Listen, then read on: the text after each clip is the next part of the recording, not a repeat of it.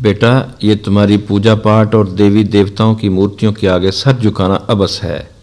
یہ بت تو اپنے ہاتھ سے تم نے خود بنائے ہیں، ان پر اگر مکھی اور مچھر بیٹھ جائے تو یہ انہیں اڑانے کی سکت نہیں رکھتے، بھلا یہ بت تمہاری کیا حاجت پوری کر سکیں گے؟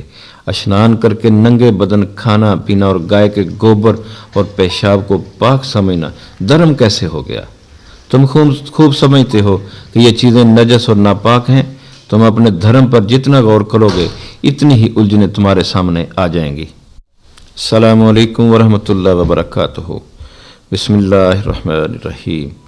اللہم صلی علی محمد وعلی آل محمد۔ ہم مسلمان کیوں ہوئے اس سلسلے کی آج کی شخصیت کا تعارف لے کر آپ کی خدمت میں حاضر ہوں۔ اس سلسلے کی آج کی شخصیت کا نام، جو پہلے سابقہ نام تھا ناہر سنگھ تھا اور بعد میں ان کا نام مولانا خلیل الرحمن مدنی بن گیا۔ تو داستان کچھ لمبی ہے لیکن بہت ہی دلچسپ ہے۔ اس سے پہلے جتنی بھی داستانیں آپ نے سنی ہیں ان سب سے زیادہ دلچسپ ہے، تو آخر تک میرے ساتھ رہیے گا، انشاءاللہ تبارک و تعالی یہ ایمان فروز داستان سن کر آپ کا ایمان تازہ ہو جائے گا۔ تو یہ داستان شروع کرنے سے پہلے میرا یوٹیوب چینل سبسکرائب کر دیں اور بیل آئیکن بھی پریس کر دیں۔ آج سے 150 برس پہلے کا ذکر ہے۔ یو پی کے مشہور و معروف قصبے رڑکی میں ایک بزرگ تشریف لائے اور قصبے کی ایک چھوٹی سی کچی مسجد میں ٹھہر گئے۔ کشیدہ قامت، سرخ و سفید چہرہ اور چہرے پر برستے ہوئے انوار، سرتا پاس سفید لباس میں ملبوس، سن کچھ زیادہ نہ تھا، جوانی کی منزلیں طے کر کے ادھیڑ عمری کی سرحد میں قدم رکھ رہے تھے۔ مختصر سی شرعی داڑھی میں چند ہی بال چاندی کے تھے، تاہم شان بزرگی ان کی چال ڈال اور لب و لہجہ سے آشکارا تھی۔ گفتگو میں متانت، بشرے سے شرافت اور قول و عمل سے صداقت کا اظہار ہوتا۔ ابتدا میں جب تشریف لائے تو قصبے والوں نے خاص توجہ نہ دی، یہی جانا کہ مسافر ہیں، مسجد میں چند روز ٹھہر کر چلے جائیں گے۔ مگر جب کئی دن گزر چکے اور مولانا کو لوگوں نے وہیں پایا، تب ان کے حالات جاننے کی جستجو ہوئی۔ قصبے میں پڑھے لکھے افراد کی تعداد زیادہ نہ تھی، تاہم مسلمانوں میں ذی علم موجود تھے۔ مسلمانوں کے علاوہ ہندو برہمنوں کے کئی معزز خاندان بھی رڑکی میں آباد تھے۔ مولانا نے مسجد کو نئے سرے سے آباد کیا اور پھر دیکھتے ہی دیکھتے طلبہ ان کے پاس جمع ہونے لگے۔ وہ کسی سے کچھ طلب نہ کرتے، فی سبیل اللہ درس دیتے، لوگوں کو شرعی مسائل سے آگاہ کرتے، خود اذان دیتے اور 5 وقت کی امامت کرتے۔ دیکھنے والوں نے یہ بھی دیکھا کہ وہ سخت متقی اور پرہیزگار ہیں، خود اپنی ذاتی روٹی پکاتے اور صبر شکر سے کھا لیتے، بلکہ مسجد میں آنے والے مسافروں کی تواضع بھی خندہ پیشانی سے فرماتے۔ قصبے کے بازار میں نکلتے تو ادنا و اعلیٰ کو سلام کرنے میں پہل کرتے، بات چیت میں منہ سے پھول جھڑتے۔ بہت جلد قصبے کا قصبہ گرویدہ ہو گیا۔ مسلمان تو خیر دیوانہ وار فدا تھے، ہندو برہمنوں کی نگاہوں میں بھی ان کا احترام کم نہ تھا، اور اکثر ہندو گرانوں کے بچے ان سے اردو اور فارسی کا درس لینے مسجد میں آنے لگے۔ مولانا کا ارادہ رڑکی میں قیام کا تو نہ تھا، محض سیاحت کے لیے ادھر آ نکلے تھے، لیکن اس قصبے کا ماحول اور گرد و پیش کی آب و ہوا اس قدر پسند آئی کہ وہیں رہنے کا عزم کر لیا۔ رڑکی کو اس اعتبار سے بھی خصوصیت حاصل تھی کہ انگریز حکمرانوں نے خاصی بڑی چھونی قصبے سے باہر بنائی تھی۔ پہاڑوں کے باعث قصبے کی فضا بے حد خوشگوار اور سرد تھی، اور اس کا حسن اس نہر نے دوبالا کر دیا تھا جو پہاڑوں کے اندر سے نکلتی اور وادی کے درمیان میں سے گزرتی تھی۔ اسے نہر گنگ کہتے تھے۔ قصبے کی اکثر عمارتیں پتھر کی بنی ہوئی تھیں اور جا بجا میلوں میں پھیلے ہوئے باغ تھے۔ صبح کے وقت نہر کی جانب جائیے تو صبح بنارس یاد آئے، اور شام کا سماں بالکل ہی ایسا ہی ہوتا جیسے شام احود کر نظارہ کر رہے ہوں۔ مولانا کا نام اس میں گرامی عبد السمیع تھا اور بے دل تخلص کرتے تھے۔ شاعری میں مرزا غالب کے شاگرد تھے، اور اگرچہ شعر کہنے کا ذوق باقی نہ رہا تھا، ہم جب شعر کہنے کا ذوق غالب ہوتا تو نعت کہتے۔ یہ حالت اس وقت سے شروع ہوئی جب شیخ العرب و العجم حاجی امداد اللہ مہاجر مکی کے دست حق پر پرست پر بیعت کا شرف نصیب ہوا۔ بعد میں حاجی صاحب نے سند خلافت عطا فرمائی اور مجاز بیعت بھی ہوئے۔ اس کے بعد یک قلم مولانا کی ظاہری حالت تو بدلی ہی تھی، باطنی کیفیت بھی کچھ سے کچھ ہو گئی۔ مولانا کا آبائی وطن قصبہ کرم پورہ میں نہاراں تھا۔ ان کے والد محمد یوسف اپنے دور کے کامل فن طبیب ہوئے۔ مولانا عبدالسمیع نے والد سے ابتدائی درسی کتابیں پڑھیں اور جب علم کا شوق فزوں ہوا تو شہر علم دلی تشریف لے گئے۔ اس زمانے میں بالکل نوجوان تھے، بلکہ مسیں بھی نہ بھیگی تھیں۔ والد نے حضرت صہبائی کے نام رکا لکھ دیا تھا۔ صہبائی کسی تعارف کے محتاج نہ تھے، دلی کا بچہ بچہ انہیں جانتا تھا۔ دلی کالج میں عربی فارسی پڑھاتے تھے، سینکڑوں شاگرد تھے۔ مشاہیر دلی سے دوستانہ اور برادرانہ تعلقات استوار تھے۔ حکیم مومن خاں مومن ذوق اور مرزا غالب سے بے تکلفی تھی۔ انہوں نے عبدالسمیع کو اپنا فرزند سمجھ کر محبت اور شفقت سے پڑھایا، پھر صدر الصدور مولانا مفتی صدر الدین ازردہ کے سپرد کر دیا۔ مفتی صاحب نے ہونہار شاگرد کو حدیث اور تفسیر پڑھائی۔ اس زمانے میں مولانا رحمۃ اللہ کرانوی بھی دلی میں تھے، چنانچہ چند اسباق عبدالسمیع نے ان سے بھی پڑھے اور شاگردی کا شرف حاصل کیا۔ قیاس ہے کہ اس دوران میں حضرت حاجی امداد اللہ کی نگہ شفقت بھی عبدالسمیع پر پڑی اور انہوں نے انہیں اپنی طرف کھینچ لیا۔ ایک مرتبہ حاجی صاحب کے ساتھ سفر میں تھے، جب قصبہ جنجیانہ ضلع مظفر نگر میں داخل ہوئے تو حاجی صاحب پر معاً عجب کیفیت طاری ہوئی۔ ایک درخت کے نیچے ٹھہرے اور مولانا حاجی صاحب پر معاً عجیب کیفیت طاری ہوئی۔ ایک درخت کے نیچے ٹھہرے اور مولانا عبدالسمیع کی طرف دیکھ کر فرمایا، میاں جانتے ہو یہ درخت کیا ہے؟ پھر آپ دیدہ ہو کر فرمایا، یہ وہ درخت ہے جس کے سائے میں سراج الساکلین زبدۃ العارفین حضرت میاں جی نور محمد صاحب قدس سرہ نے ہمیں بیعت سے نوازا تھا۔ پھر حاجی امداد اللہ نے وہی کلاہ مبارک اپنے سر سے اتار کر مولانا عبدالسمیع کے سر پر رکھ دی، جو میاں نور محمد نے حاجی صاحب کے سر پر رکھی تھی۔ 1857 عیسوی کے ہنگامہ داروگیر میں مولانا عبدالسمیع بڑی مشکل سے جان بچا کر دلی سے نکلے اور مختلف شہروں اور قصبوں میں گھومتے رہے، پھر کہیں امن چین نہ پایا۔ آخر قدرت کی نادیدہ ہاتھ نے راستہ دکھایا اور مولانا رڑکی میں آن کر ٹھہرے۔ کبھی کبھی ایک بزرگ کے پاس حاضر ہوتے اور خاصی دیر تک مراقبے میں رہتے۔ ایک دن اسی عالم میں تھے کہ اپنے پیر و مرشد حضرت حاجی امداد اللہ کا سراپا دکھائی دیا۔ حاجی صاحب اس زمانے میں ہندوستان سے ہجرت کر کے مکہ معظمہ میں مستقل قیام کی نیت سے آ چکے تھے۔ مولانا عبدالسمیع نے دیکھا حاجی صاحب کے ساتھ 12-13 سال کا ایک لڑکا بھی ہے۔ مولانا نے بصد ادب دریافت کیا، حضرت یہ بچہ کون ہے؟ فرمایا ہمارا بیٹا ہے۔ اس جواب پر مولانا عبدالسمیع کو بڑی حیرت ہوئی، یہ آپ کیا فرماتے ہیں؟ حاجی صاحب نے جواب دیا، ہاں یہ میرا بیٹا ہے، عنقریب تم اس سے ملو گے، اس کا خیال رکھنا۔ اس مراقبے کے بعد بھی مولانا عبدالسمیع کی نظروں میں اس لڑکے کی صورت مدتوں قائم رہی۔ اکثر حیران ہو کر غور کیا کرتے کہ اس مراقبے میں حاجی صاحب نے جو کچھ فرمایا اس کا اصل مطلب کیا ہے، لیکن کچھ سمجھ میں نہ آیا۔ اس ہیس بیس میں حاجی صاحب کو خط بھی بھجوایا مگر کوئی جواب نہ ملا۔ خیال کیا کہ شاید حضرت تک خط نہ پہنچا ہوگا، تاہم روز بروز روح کی الجھن بڑھتی جاتی تھی۔ ایک روز مسجد میں بیٹھے طلبہ کو درس دے رہے تھے کہ ایک شخص مسجد کے دروازے کے قریب آیا۔ مولانا نے گردن اٹھا کر دیکھا، آنے والا رڑکی کا نہایت دولت مند ہندو شخص تھا۔ مستری موتی سنگھ کے نام سے قصبے کا کون ایسا فرد ہوگا جو واقف نہ تھا؟ مولانا بھی اسے اچھی طرح جانتے پہچانتے تھے۔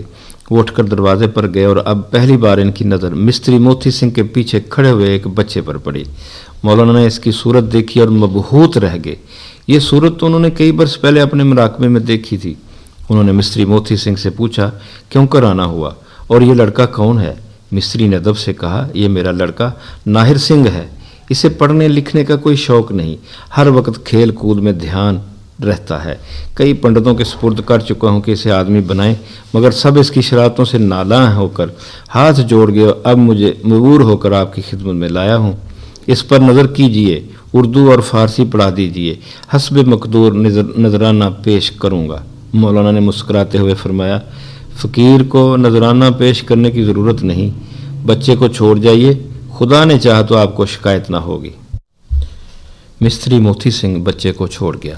مولانا نے شفقت اور محبت سے اس کا ہاتھ پکڑا اور مسجد کے اندر لے گئے۔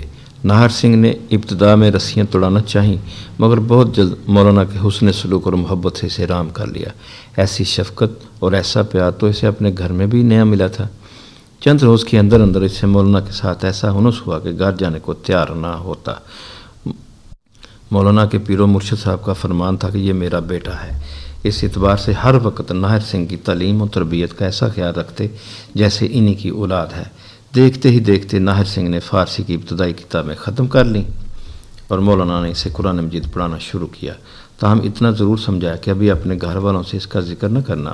آہستہ آہستہ ناہر سنگھ کے ذہن میں ایک عجیب انقلاب برپا ہونے لگا۔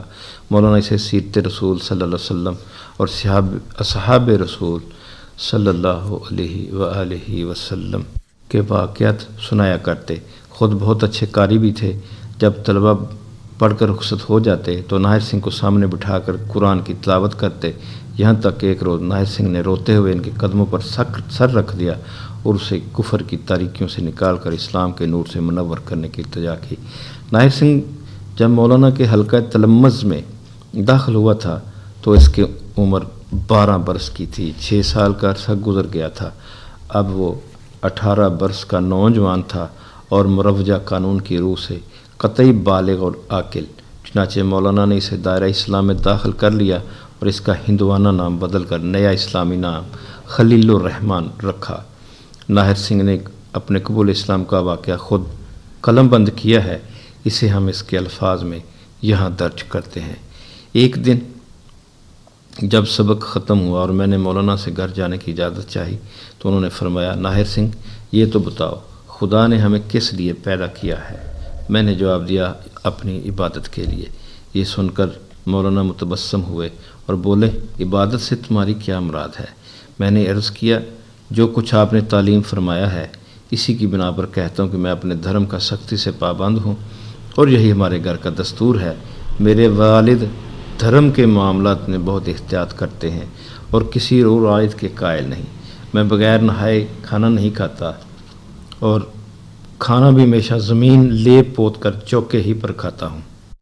دیوی دیوتاؤں کی پوجا بھی پابندی سے کرتا ہوں۔ ہمارے گھر میں بڑے پنڈت جی برابر آتے رہتے ہیں، سارا گھرانہ انہیں گرو مانتا ہے۔ وہ جو باتیں بتاتے ہیں انہیں سننا اور ان پر عمل کرنا بھی میرا کام ہے۔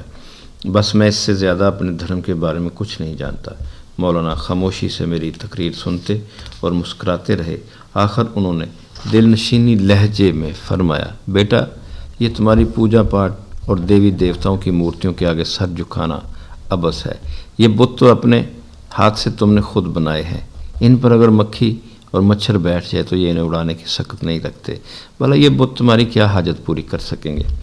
اشنان کر کے ننگے بدن کھانا پینا اور گائے کے گوبر اور پیشاب کو پاک سمجھنا دھرم کیسے ہو گیا؟ تم خوب سمجھتے ہو کہ یہ چیزیں نجس اور ناپاک ہیں۔ تم اپنے دھرم پر جتنا غور کرو گے اتنا ہی الجھنیں تمہارے سامنے آ جائیں گی۔ مولانا کی یہ باتیں میں پہلے بھی سنتا رہا تھا، لیکن اس روز انہوں نے جو کچھ فرمایا وہ اتنا اثر انگیز تھا کہ ایک ایک لفظ دل میں اترتا چلا گیا۔ پہلی بار مجھے احساس ہوا کہ ہمارا دھرم اور اس کا سارا سلسلہ کس قدر خلاف عقل ہے۔ رفتہ رفتہ میں نے دین اسلام کا گہرا مطالعہ شروع کیا۔ مولانا کی صاف اور سیدھی سادی اسلامی زندگی میرے سامنے بطور نمونہ تھی۔ میں نے رسول اللہ صلی اللہ علیہ وسلم کی سیرت اقدس سے متعلق بہت سے واقعات کی مختلف کتابوں میں پڑھے اور اپنے محترم استاد کی زبان سے بھی سنے۔ ان سے بھی گہرا اثر قبول کیا اور یوں ذاتی تحقیق اور جستجو سے مجھے بخوبی اندازہ ہو گیا کہ میں کتنی گمراہی اور تاریکی میں گرا ہوا ہوں۔ روز بروز کفر سے مجھے نفرت ہوتی چلی گئی اور دائرہ ایمان میں داخل ہونے کے لیے اضطراب اور بے قراری میں اضافہ ہوتا رہا، یہاں تک کہ وہ مبارک ساعت آ گئی جب مولانا نے میری طلب اور درخواست پر مجھے کلمہ طیبہ پڑھایا اور میں نے باقاعدہ اسلام قبول کر لیا۔ لیکن مصلحت کے تحت میں نے اپنے اسلام کا اعلان باقاعدہ نہ کیا۔ اسلام قبول کرنے کے بعد مولانا کی شفقت، محبت اور ہمدردی بہت بڑھ گئی۔ انہوں نے مجھے قرآن کریم ناظرہ پڑھایا، پھر تفسیر بھی پڑھائی، فقہ اور حدیث کی تعلیم بھی دی، صوم و صلاۃ کا پابند کیا، مگر میں یہ تمام امور پوشیدہ ہی سر انجام دیا کرتا۔ ان دنوں مولانا ایک چھوٹے سے مکان میں منتقل ہو گئے تھے۔ میں وہی جا کر نمازیں ادا کرتا۔ قرآن کی تلاوت میں اس قدر سرور ملتا کہ بیان سے باہر ہے، لیکن سب سے زیادہ دشواری رمضان المبارک میں پیش آیا کرتی۔ میں روزے سے ہوتا اور میرے گھر والے مجھے ساتھ بٹھا کر کھانا کھلانے کی کوشش کرتے اور اس حقیقت سے بچنے کے لیے طرح طرح کی تدبیر اور ہیلے بہانوں کا سہارا لینا پڑتا۔ کبھی میں نہانے میں دیر کر دیتا، کبھی کہتا میرے پیٹ میں درد ہے، میں کھانا نہیں کھاؤں گا، کبھی بہانہ کرتا کہ اس وقت میں چاول روٹی نہیں کھاؤں گا، حلوہ پوری کھانے کو جی چاہتا ہے اور میں خود جا کر بازار سے لاؤں گا، کبھی یہ تدبیر کرتا کہ اس قدر سردی ہے، اگر میں نہایا تو بیمار پڑ جاؤں گا اور نہائے بغیر کھانا ہمارے دھرم میں کھایا نہیں جا سکتا، اس لیے آج فاقہ ہی کر لوں تو بہتر ہے، ویسے بھی طبیعت ٹھیک نہیں۔ جب اس قسم کے بہانے ختم ہو جاتے تو آخر میں یہی ہیلا کام آتا کہ ابھی طبیعت ٹھیک نہیں، میرا کھانا رکھ دیا جائے، جب بھوک لگے گی تب کھا لوں گا۔ ان ہیلو بہانوں کے بعد بھی تون کرہن گھر والے جب مجھے کھانے کے لیے بٹھا دیتے تو میرے اضطراب اور بے چینی کی انتہا نہ رہتی۔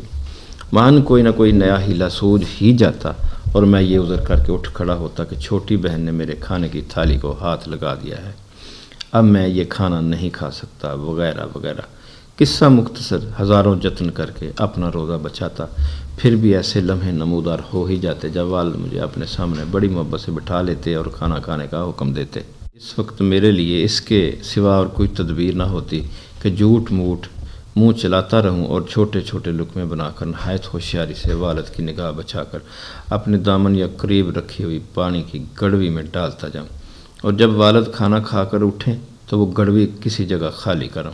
لیکن جو وقت گزرتا گیا یہ احساس میرے قلب و روح کو چھیدنے لگا کہ اگر میں واقعی مسلمان ہوں تو مجھے اس قسم کے کمزور سہاروں اور ہیلے بہانوں سے کام نہ لینا چاہیے اور اپنے مسلمان ہونے کا بے خوف و خطر اعلان کر دینا چاہیے۔ آخر ایک نہ ایک دن تو لوگوں کو پتہ ہی چل ہی جائے گا۔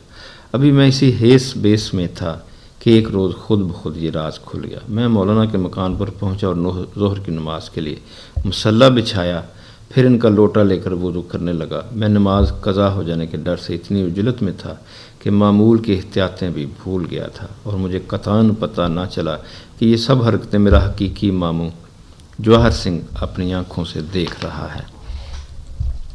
ادھر میں نے نماز کی نیت باندھی، ادھر میرا ماموں مولانا کے مقام میں آ گیا اور وہ چپ چاپ وہیں کھڑا مجھے رکوع و سجود کرتے دیکھتا رہا۔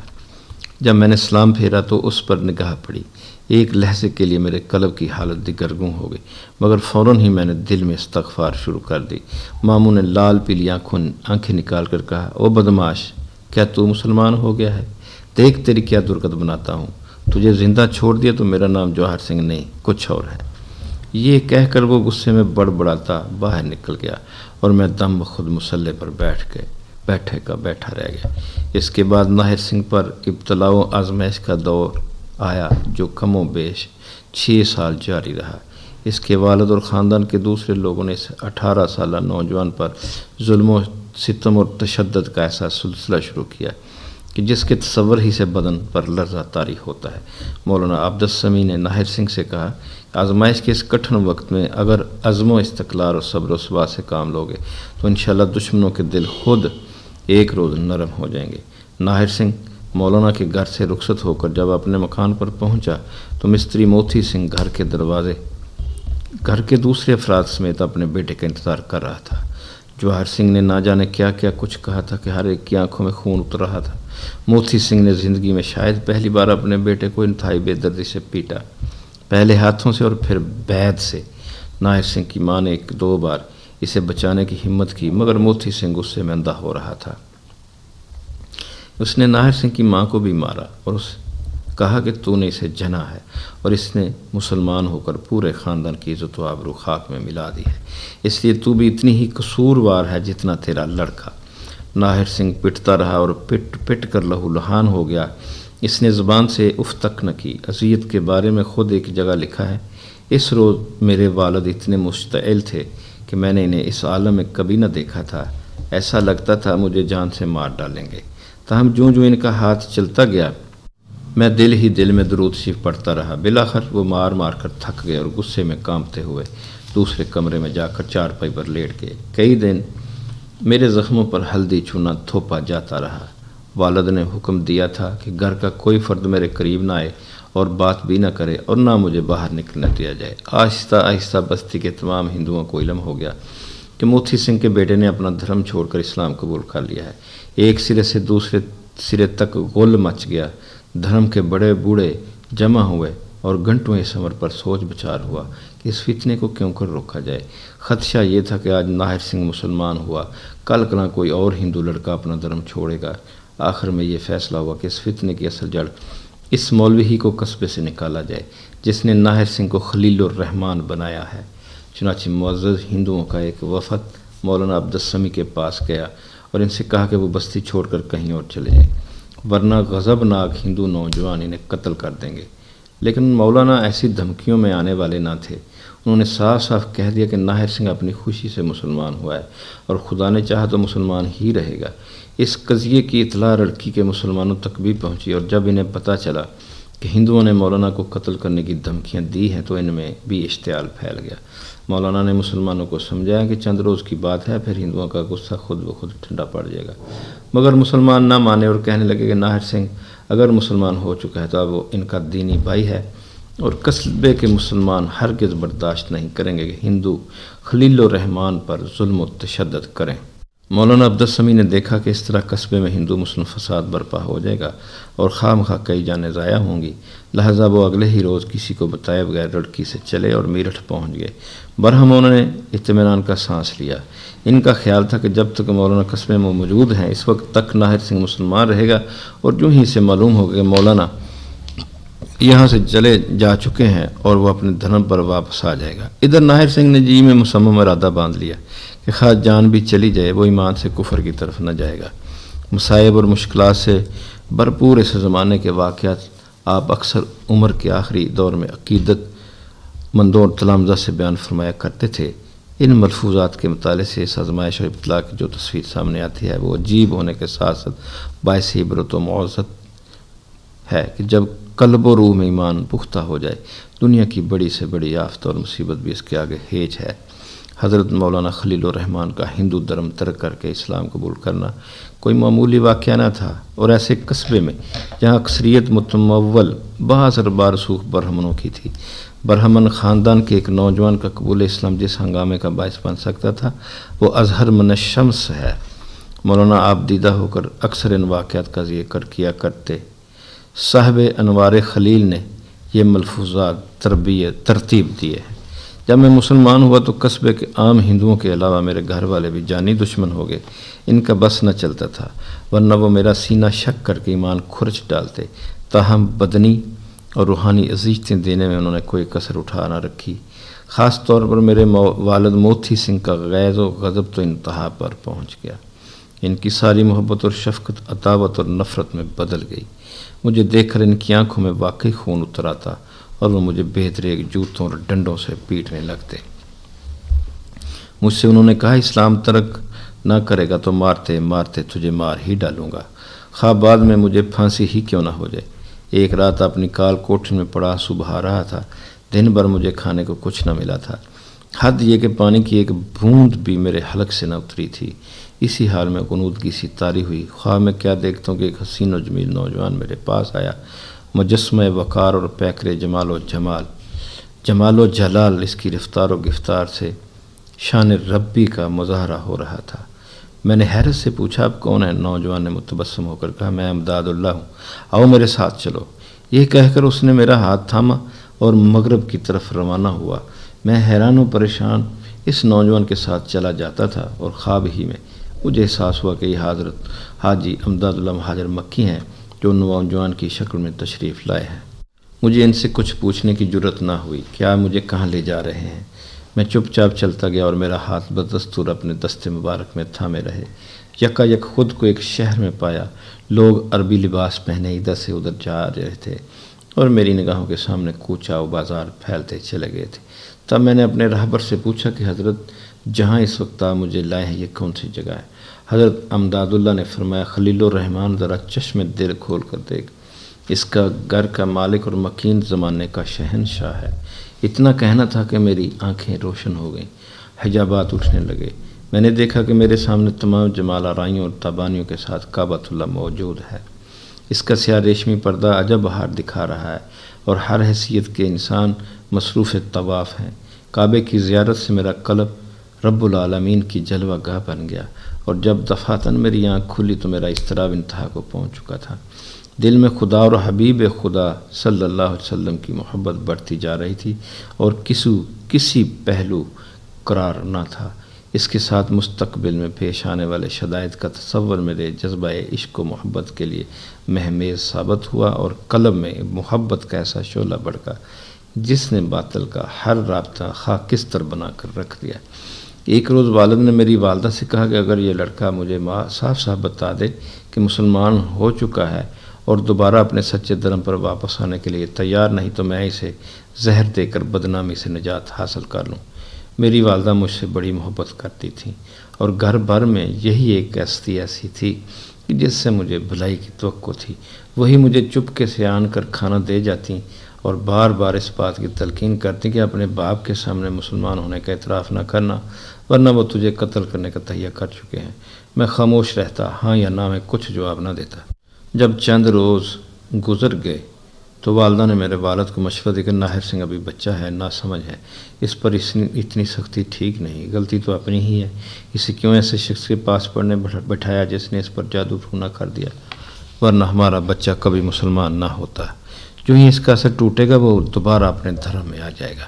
بہتر یہ ہے کہ اسے لڑکی سے باہر کسی اور جگہ بھیج دیا جائے تاکہ یہاں کے مسلمانوں سے اسے ربط ضبط کا موقع ہی نہ ملے۔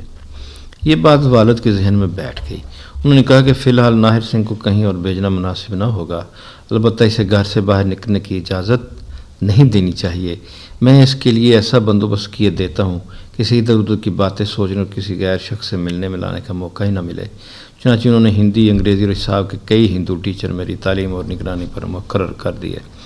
صبح 10 بجے سے دوپہر 1 بجے تک ایک استاد انگریزی پڑھانے گھر پر آتے۔ اس کے بعد میں دوپہر کا کھانا کھاتا۔ فوراً بعد ہندی اور سنسکرت کے استاد آ جاتے۔ وہ مجھے ہندو دھرم کی خوبیوں سے آگاہ کرتے، رام، لکشمن اور سیتا کے قصے سناتے۔ میں طوعاً و کرہاً سنتا اور گردن ہلاتا رہتا۔ وہ سمجھتے طالب علم پر ان کی تقریر کا بے حد اثر ہو رہا ہے، لیکن میں دل ہی دل میں لا حول ولا قوت الا باللہ کا ورد کرتا رہتا۔ شام 3-4 بجے تک پڑھا کر وہ تشریف لے جاتے تو ایک ماہر حساب پنڈت جی آ جاتے۔ یوں یہ اوقات مقرر ہو گئے۔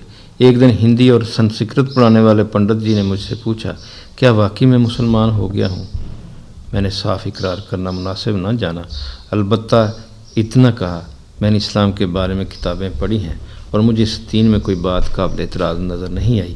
میں نے محسوس کیا کہ میری باتیں سن کر پنڈت جی کو بھی دلچسپی پیدا ہوئی اور وقتاً فوقتاً میں نے انہیں اسلام کی خاص باتوں اور خوبیوں سے آگاہ کرنا شروع کیا۔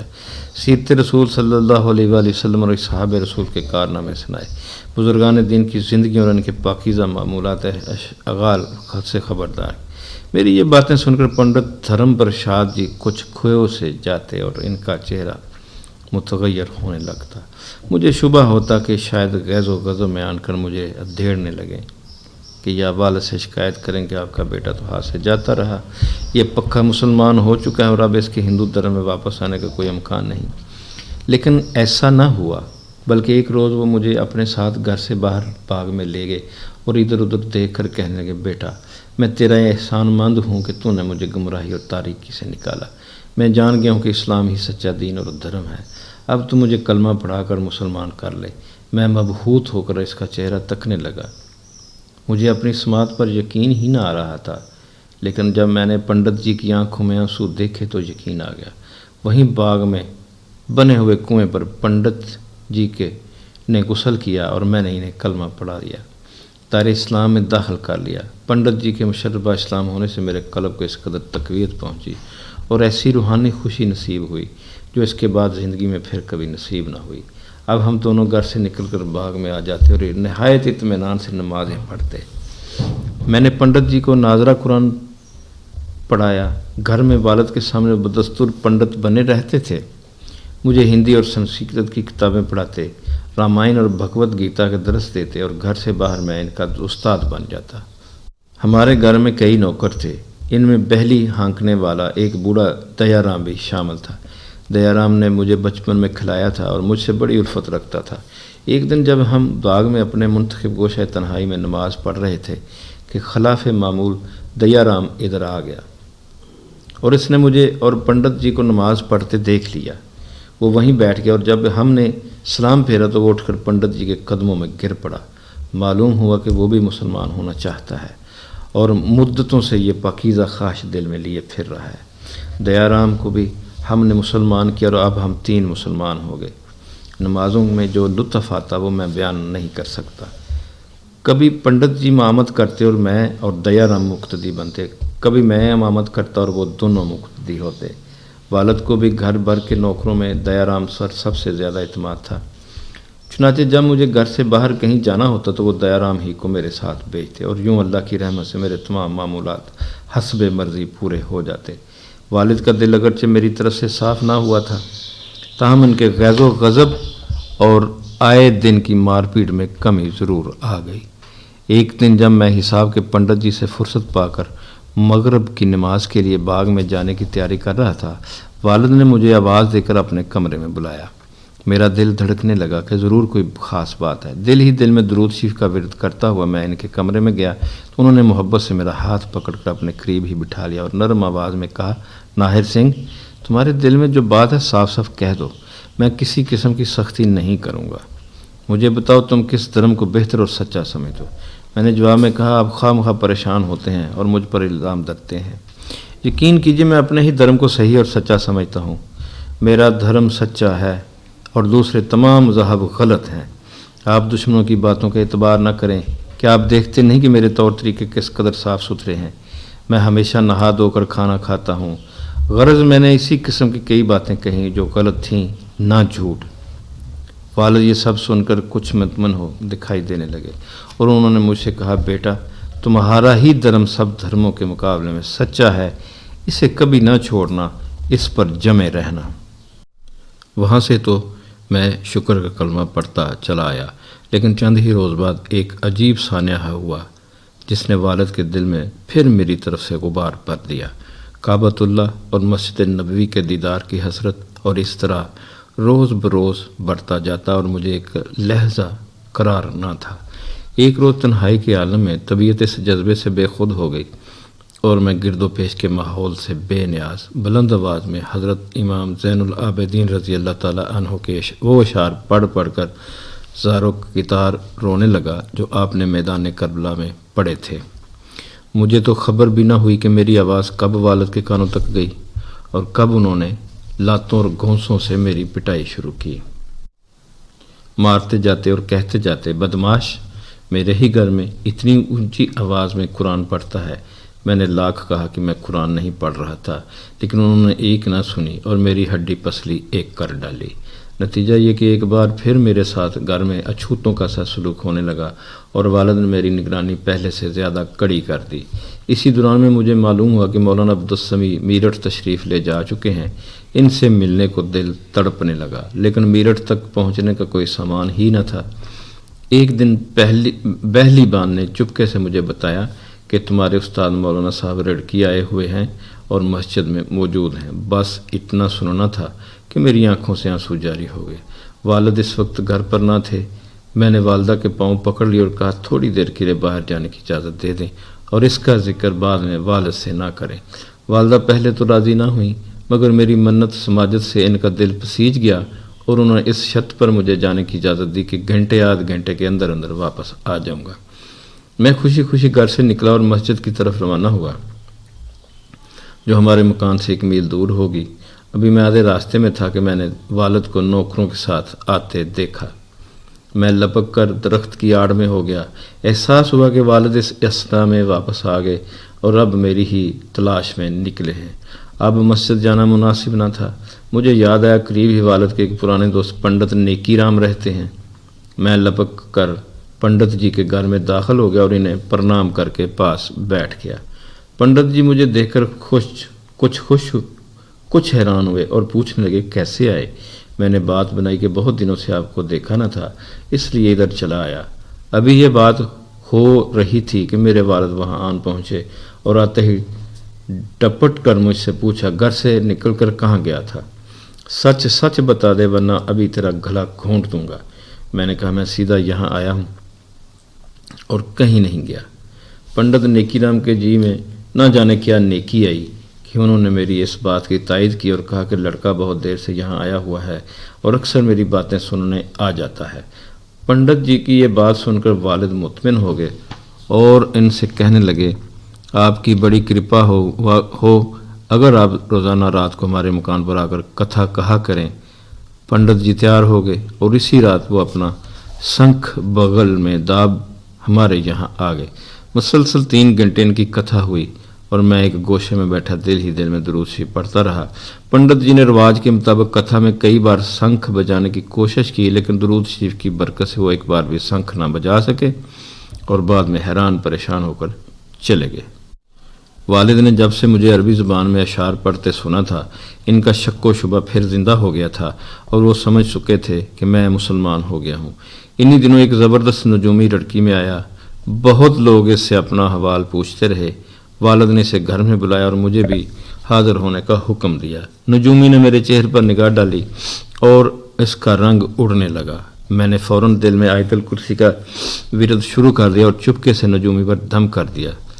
دم کرنا تھا کہ اس کے ہاتھ پاؤں بری طرح لرزنے لگے اور اس کے منہ سے ایک لفظ تک نہ نکل سکا۔ چند لمحوں بعد اس نے جانے کی اجازت چاہی اور گھر کے دروازے سے نکلتے ہی ایسا بھاگا کہ مڑ کر بھی نہ دیکھا۔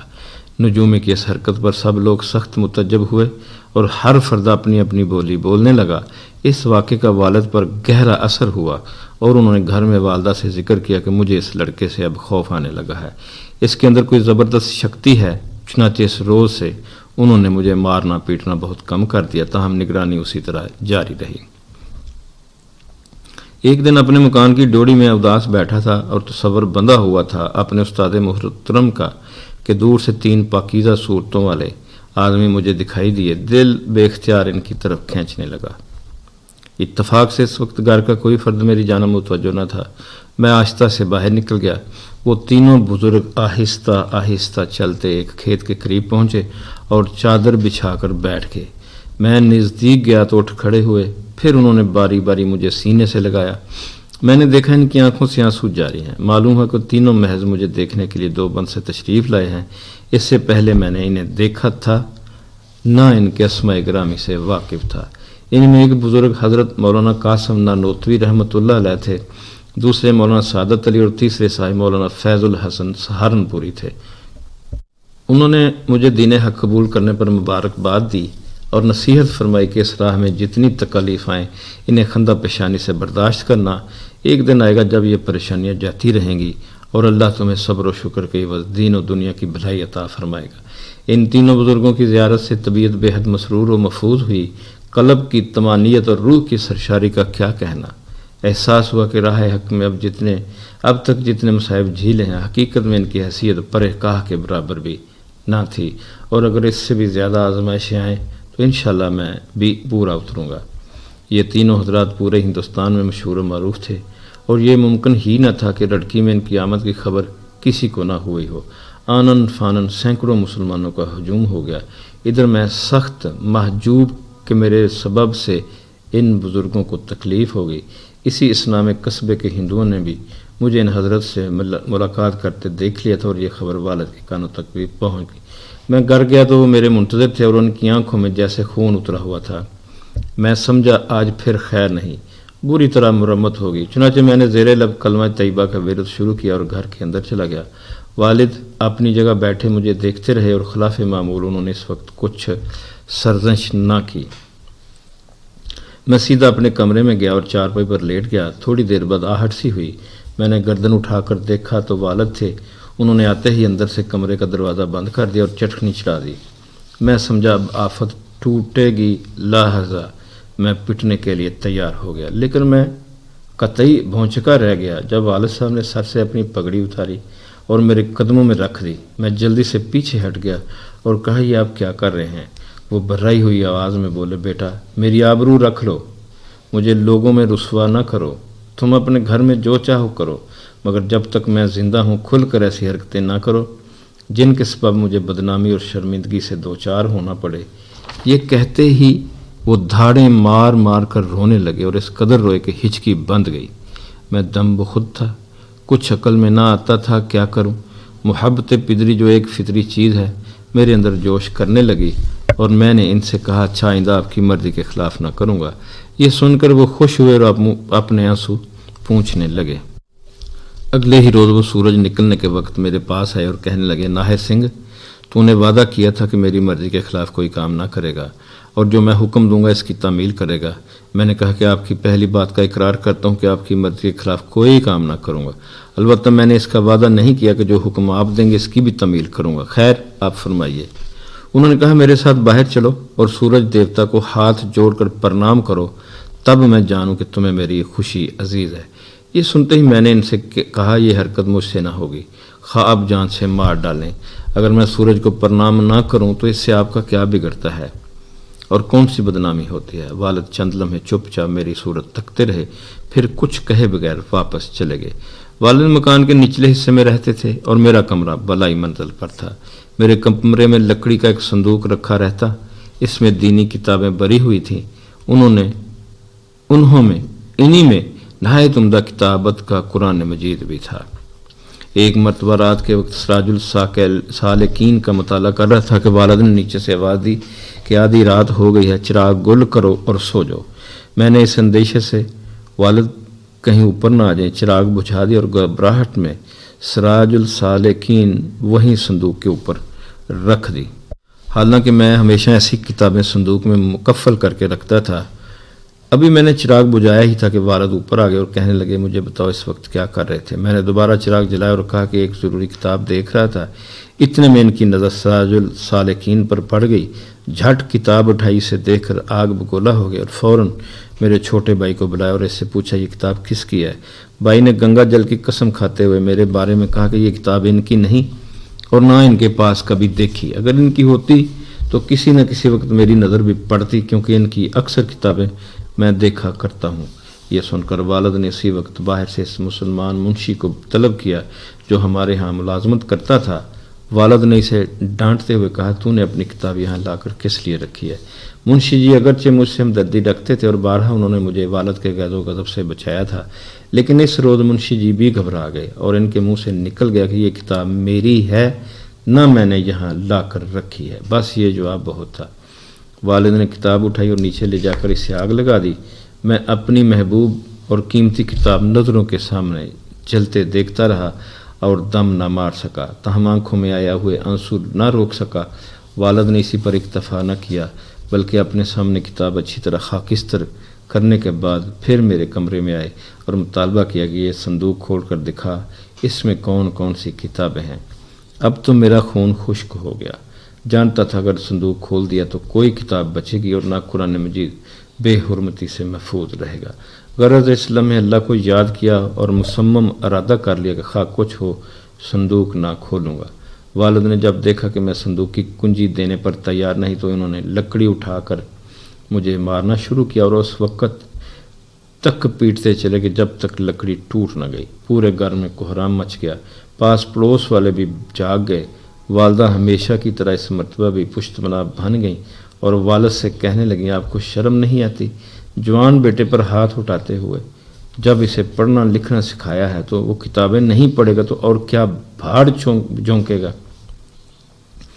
والد اس وقت تو بکتے جھکتے نیچے اتر گئے، مگر یہ بھی کہہ گئے کہ صبح صندوق نہ کھولا تو اسے بھی یوں ہی آگ لگا دوں گا۔ میں جانتا تھا وہ بہت ضدی شخص ہیں اور ایسا یقیناً کر گزاریں گے۔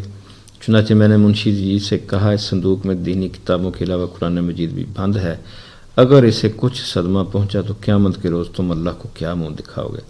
جس طرح بھی ممکن ہو یہ کتابیں اور قرآن مجید یہاں سے نکال کر کسی محفوظ مقام پر پہنچاؤ۔ خدا منشی جی کا بھلا کرے کہ انہوں نے منہ اندھیرے موقع پا کر تمام کتابوں کلام پاک کی ایک گٹھری سی بنائی اور سر پر اٹھا کر لے گئے۔ اس کے بعد میں نے صندوق میں ہندی، حساب اور سنسکرت وغیرہ کی کتابیں بھر دیں تاکہ والد اسے کھولیں تو انہیں اطمینان ہو جائے۔ لیکن اگلے روز والد نے صندوق تو نہ کھولا، مجھے حکم دیا کہ ان کے ساتھ میہوڑ چلوں۔ میہوڑ رڑکی سے 10-12 کوس دور ایک چھوٹا گاؤں ہے، وہاں ان کے ماتحت سینکڑوں کاریگر کام کیا کرتے تھے۔ والد خود تو گھوڑے پر سوار ہوئے اور مجھے اذیت دینے کے لیے پیدل چلنے کا حکم دیا۔ میرے لیے یہ بھی راحت ہی تھی، میہوڑ پہنچ کر انہوں نے اپنے آدمیوں کو تاکید کی کہ یہ لڑکا دن رات تمہارے ساتھ رہے گا اور کوئی غیر شخص یا مسلمان اس کے قریب بھی پھٹکنے نہ پائے، اس کا کھانا پینا بھی تمہارے ساتھ ہی ہوگا اور تم اسے بڑھئی کا کام سکھاؤ۔ ان لوگوں نے والد کے حکم کی تعمیل کی اور مجھے کام سکھانا شروع کر دیا، ساتھ ساتھ وہ کفر و شرک کی باتیں بھی سناتے رہتے۔ رات کو جب یہ لوگ تھک ہار کر سو جاتے تو میں نگرانی کرنے والوں سے کوئی نہ کوئی بہانہ کر کے نہر پر چلا جاتا اور دن بھر کی نمازیں رو رو کر ادا کرتا اور بارگاہ الہی میں دعا کرتا کہ اس مصیبت سے نجات دے۔ 6 برس بعد جب سے میں نے اپنے اسلام کا اعلان کیا تھا، اس وقت تمام نمازوں کی دوبارہ قضا کی۔ بہرحال اس ماحول میں میری جان سخت پریشان اور عجب عذاب میں تھی۔ بہت عرصہ اسی طرح گزرا، پھر ایک روز اللہ نے نجات کی صورت پیدا کر ہی دی۔ والد آصف نگر کے مقام پر کسی کام کی انجام دہی کے سلسلے میں نہر پر گھوم رہے تھے، اچانک پل کے اوپر سے نیچے گر گئے۔ چونکہ نہر میں کچھ پانی تھا اس لیے جان تو بچ گئی، پھر بھی خاصے زخمی ہوئے۔ بے ہوشی کی حالت میں چارپائی پر ڈال کر گھر لائے گئے۔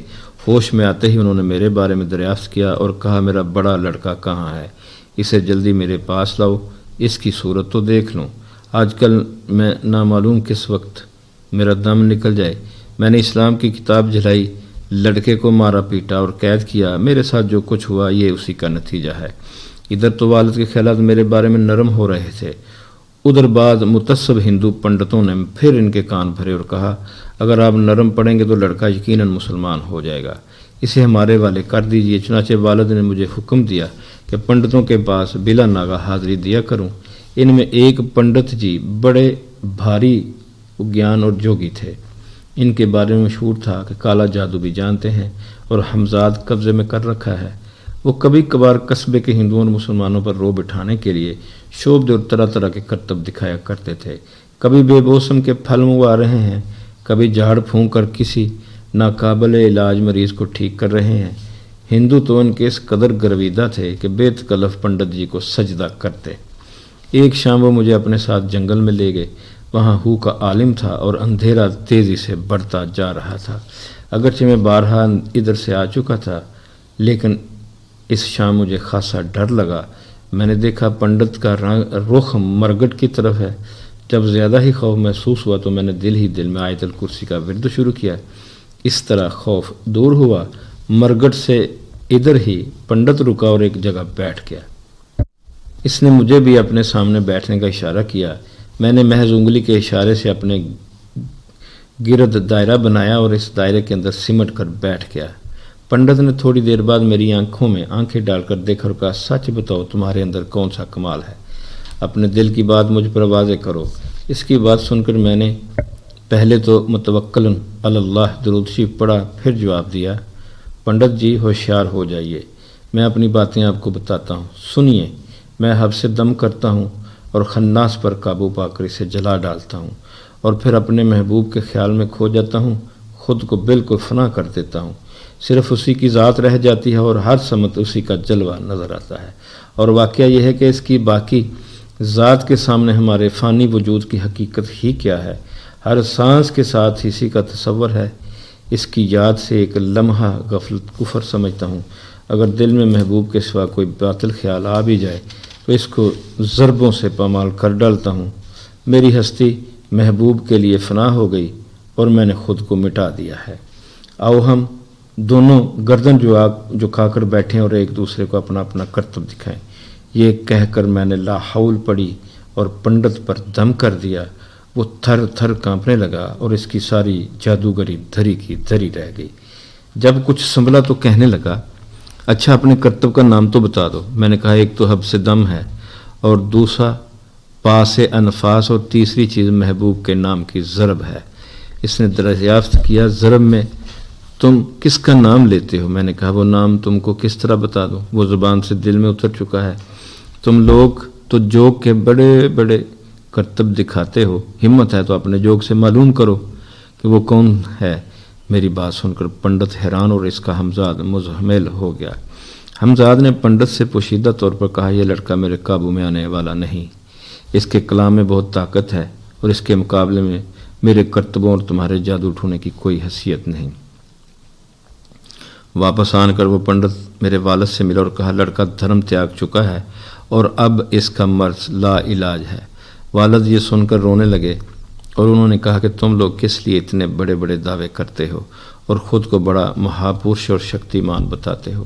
وہ پنڈت آئیں بائیں شائیں بکتا چلا گیا۔ اتفاق سے چند ہی روز بعد عید الفطر کی رات آئی۔ میں اس وقت گھر والوں کے ساتھ بیٹھا تھا۔ والد دوسروں سے مخاطب ہو کر کہنے لگا کل مسلمانوں کی عید ہے، یہ لوگ اپنی مسجد میں جمع ہوں گے۔ ہندوؤں کے ہاں اس طرح کی یکجہتی بالکل نہیں، کبھی تیج تہوار پر اکٹھے نہیں ہوتے۔ میرے منہ سے نکل گیا پتا جی، ہندو تو 3 دیوتاؤں کو پوجتے ہیں، اسی طرح ان کے راستے بھی 3 طرف کو نکل گئے۔ دوسری طرف مسلمانوں کو دیکھیں، وہ ذات واحد کی عبادت کرتے ہیں جو پاک صفات سے موصوف ہے۔ میری یہ باتیں سن کر والد کو پھر طیش آیا اور مجھے اس قدر مارا کہ دونوں ہاتھ سن ہو گئے۔ کہنے لگے اپنے دھرم کو سب سے اچھا جانو اور مانو، اگر تم نے دھرم بدلا تو اپنے باپ کا رویہ بھی بدلا ہوا پاؤ گے۔ اگلے روز انہوں نے میرے بارے میں اپنے قریبی دوستوں سے مشورہ کیا اور کہا اس لڑکے کی بہن کا بیاہ ہونے والا ہے، ہزاروں کا خرچہ، باہر سے برات آئے گی۔ اگر ان کے سامنے بات کھل گئی اور براتیوں کو احساس ہو گیا کہ لڑکی کا بھائی دھرم بدل چکا ہے تو کوئی میرے ہاں کھانا کھائے گا اور نہ لڑکی کا ڈھولا اٹھ سکے گا۔ کسی نے مشورہ دیا کہ ناہر سنگھ کو بیاہ کی رسموں کے دوران میں دھنوری گاؤں بھیج دیا جائے، یہ نالائق وہاں پوربیوں کی قید میں رہے گا اور جب لڑکی ودا ہو جائے تو اسے لڑکی واپس بلا لیجیے گا۔ والد کی یہ تدبیر پر بہت پسند آئی، چنانچہ مجھے زبردستی دھنوری لے جا کر ایک مکان میں قید کر دیا گیا۔ جب بہن رخصت ہو گئی اور بیاہ کا ہنگامہ ختم ہوا تو قصبے کے بعض مسلمانوں کی طرف سے انگریز مجسٹریٹ کی عدالت میں میری جانب سے اس مضمون کی عرضی داخل کرائی گئی کہ عرصہ ہوا میں نے برضا و رغبت ہندو دھرم چھوڑ کر اسلام قبول کر لیا ہے، اس لیے میرے والد نے بطور انتقامی کارروائی مجھے دھنوری کے مقام پر سخت قید میں ڈال دیا ہے اور میرے دونوں ہاتھوں کی فسد کھول دی گئی ہے۔ اگر مجھے جلد رہا نہ کرایا گیا تو یہ لوگ مجھے مار کر کہیں دبا دیں گے۔ اللہ نے مدد فرمائی اور انگریز مجسٹریٹ نے درخواست پر فوراً کارروائی فرمائی۔ اس نے پولیس کو حکم دیا کہ مستری موتی سنگھ اور اس کے بیٹے ناہر سنگھ دونوں کو فوراً حاضر کرو اور موتی سنگھ کو ہتھ کڑی لگا کر لایا جائے۔ پولیس نے مجھے دھنوری سے برآمد کیا اور والد کی گرفتاری کے لیے مکان پر گئی، مگر انہوں نے تھانے دار کو رشوت دے کر خود کو ہتھ کڑی سے بچایا اور تھانے دار سے کہا کہ وہ خود کسی وقت عدالت میں حاضر ہو جائیں گے۔ پولیس نے تنہا مجھے مجسٹریٹ کی عدالت میں پیش کیا۔ اس نے پوچھا سچ بتاؤ تمہارے باپ نے تمہیں کیوں قید کیا تھا؟ اپنی بہن کی شادی میں تم کیوں شریک نہ ہوئے اور تمہارے جسم سے بذریعہ فسد خون نکالنے کی کوشش کیوں کی گئی اور کیا یہ عرضی تمہیں نے بھجوائی تھی؟ میں نے جواب میں کہا جناب والا، یہ عرضی میں نے نہیں لکھی اور نہ میرے ہاتھوں کی فسد کھولی گئی، یہ سب باتیں کسی اور نے اپنی جانب سے لکھ دی ہیں۔ بہن کی شادی کے موقع پر کام بہت بڑھ گیا تھا، اس لیے میں انہی کاموں کی انجام دہی کے سلسلے میں باہر چلا گیا۔ آنسو میری آنکھوں سے خود بخود رواں تھے۔ انگریز مجسٹریٹ بے حد متاثر نظر آیا، آخر کہنے لگا لڑکے مجھے سب خبر ہے، تمہارے باپ نے تم پر کتنا ظلم ڈھایا اور تم پھر بھی اسے بچا رہے ہو۔ بہرحال اگر تم نہیں چاہتے تو میں تمہارے باپ کے خلاف کوئی کارروائی نہ کروں گا۔ آج سے تم اپنے کاموں میں آزاد ہو، تمہیں پورا اختیار ہے، جس طرح چاہے زندگی گزارو اور جو مذہب پسند ہے اس میں داخل ہو جو۔ اس کے بعد مجسٹریٹ نے والد کو طلب کیا اور سخت لہجے میں ان سے کہا پنڈت موتی سنگھ، تمہارے ظلم و ستم کا سب حال معلوم ہو چکا ہے، تمہارا لڑکا بہت نیک ہے، اس نے آج تمہاری عزت بچا لی، ورنہ میں تمہیں سزا دیے بغیر نہ چھوڑتا۔ آئندہ اسے ستاؤ گے اور تکلیف دو گے تو سیدھا جیل بھیج دوں گا۔ اس واقعے کے ٹھیک 2 ہفتے بعد میں نے قبول اسلام کا اعلان کر دیا۔ اب ایک اور عجیب بات سنیے، جس روز صبح کو میں مسلمان کی حیثیت سے ظاہر ہونے والا تھا، اس رات پنڈت نیکی نام نے خواب میں دیکھا کہ لوگ جمع ہیں اور میرے ہاتھ میں ایک نورانی تختی ہے۔ تختی پر سنہرے حروف میں کلمہ طیبہ لکھا ہے اور کلمہ دیکھ دیکھ کر لوگ خوش ہو رہے ہیں۔ میں نے پنڈت سے کہا اسے آپ بھی دیکھیے۔ پنڈت نے جواب دیا اچھی چیز ہے، گم نہ ہونے پائے۔ پنڈت جی کی صبح آنکھ کھلی تو انہیں یہ خواب اچھی طرح سے یاد تھا اور حقیقت میں ہوش و حواس گم تھے۔ اپنے ہندو احباب سے بھی بیان کیا اور لڑکی کی مشہور معزز شخصیت قاضی فصیح الدین کی خدمت میں بھی حاضر ہو کر کہا کہ مجھے یقین ہے یہ لڑکا بہت جلد اپنے اسلام کا اعلان کر دے گا اور خواب بس ظاہر ہی ہونے والا ہے۔ وہ رات میں نے دوستوں کے ساتھ گزاری۔ صبح انہوں نے کہا آج ہمارے ساتھ چل کر نماز جامع مسجد میں پڑھو، ہم لوگ تمہیں اپنے درمیان لے لیں گے، ابھی اندھیرا ہے کون پہچان سکے گا۔ چنانچہ میں نے سب کے ساتھ فجر کی نماز جامع مسجد میں ادا کی اور اس طرح شریک جماعت افراد پر یہ راز ظاہر ہو ہی گیا۔ پھر کسی نے جا کر والد سے بھی کہہ دیا کہ آپ کا بیٹا آج جامع مسجد میں تھا۔ یہ سن کر انہوں نے مایوسی اور پریشانی کے عالم میں گھر بلوا کر سخت باز پرس کی اور کہنے لگے سچی بات بتاؤ ورنہ آج تیرا یہاں سے بچ کر جانا مشکل ہے، جامع مسجد میں کیا کرنے گیا تھا؟ والد بہت کچھ کہتے رہے اور میں خاموشی سے سب کچھ سنتا رہا۔ آخر میں نے صرف اتنا کہا مجھے اس وقت چھوڑ دیجئے، بہت تھکا ہوا ہوں، شام تک آپ کی ساری باتوں کا جواب دے دوں گا اور شام بھی بہت دور نہیں۔ میری یہ بات سن کر وہ اپنی جگہ سے اٹھ کے میں بھی اٹھا اور نہا کر کھانا کھانے لگا۔ نہاتے وقت جی میں نیت کر لی کہ میرا یہ غسل اسلام کے لیے ہے۔ کھانا کھا کر والد تو باہر گئے، میں نے عمدہ اور نیا لباس سے تن کیا اور اکیلا ہی سیدھا جامع مسجد لڑکی پہنچ کر باضابطہ اپنے اسلام کا اعلان کر دیا۔ لڑکی کی جامع مسجد میں قبول اسلام کے اعلان نے ہندوؤں کو مشتعل کر دیا اور وہ اکٹھے ہو کر مجھے مارنے کے درپے ہوئے، لیکن اسی اثنا میں سینکڑوں پرجوش مسلمانوں کے ہجوم نے مجھے اپنے درمیان لے لیا اور ہندوؤں کو حملہ کرنے کی جرت ہی نہ ہوئی۔ اس روز مجھے اب جو مسرت حاصل ہوئی وہ کسی شہنشاہ ہفت کلیم کو بھی میسر نہیں آ سکتی اور ترجمانی الفاظ کے ذریعے ناممکن ہے۔ اس روز ہاتھ میں کلام پاک اور زبان پر نعت رسول تھی اور صرف خدا اور محبوب خدا کی باتیں تھیں۔ اسلام لانے کے بعد مولانا خلیل الرحمن کی شخصیت میں ایسا عظیم اور پاکیزہ انقلاب رونما ہوا کہ ان کی ظاہری اور باطنی حالت دیکھ کر بڑے بڑے اکابر علماء، صوفیاء اور اولیاء بھی رشک کرنے لگے۔ صورت پر وہ نور کی راہ چلتے لوگ دیکھتے اور ٹھٹک کر رہ جاتے۔ باتوں میں ایسی حلاوت اور سحر کے ان کے اسلام لانے کے فوراً بعد رڑکی کے ہندوؤں کو خدشہ پیدا ہوا کہ ایک ایک کر کے سبھی مسلمان ہو جائیں گے۔ چنانچہ اکثر لوگ ایمان کی دولت سے مالا مال ہوئے۔ مسلمان ہونے کے بعد آپ نے اپنے گھر والوں سے کوئی مادی تعلق بھی نہ رکھا، بلکہ یہی شرط پیش کی کہ مسلمان ہو جو تو تمہارا غلام ہوں، ورنہ میرا اور تمہارا کوئی واسطہ نہیں۔ والدہ نے بصد اصرار کئی بار بلایا تو آپ ایک آدھ مرتبہ تشریف لے گئے، اور جب والدہ نے کہا کہ گھر بار روپیہ پیسہ جائیداد سب تیرے لیے موجود ہے تو آپ نے فرمایا مجھے ان کی ضرورت نہیں، اسلام نے سب کچھ عطا کر دیا ہے اور میں اب اپنے زور بازو سے رزق حاصل کروں گا۔ چنانچہ محنت مزدوری کو اپنا شعار بنایا اور کسی کے مرہون منت نہ ہوئے۔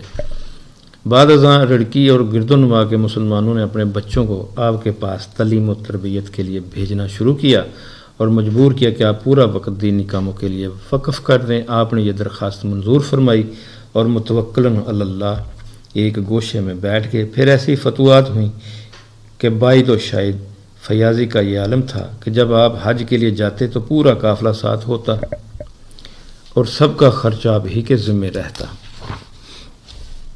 اکثر ایسا ہوا کہ کسی نے حرمین شریفین کی زیارت کا شوق ظاہر کیا اور آپ نے فوراً اسے اپنا رفیق کے سفر بنا لیا۔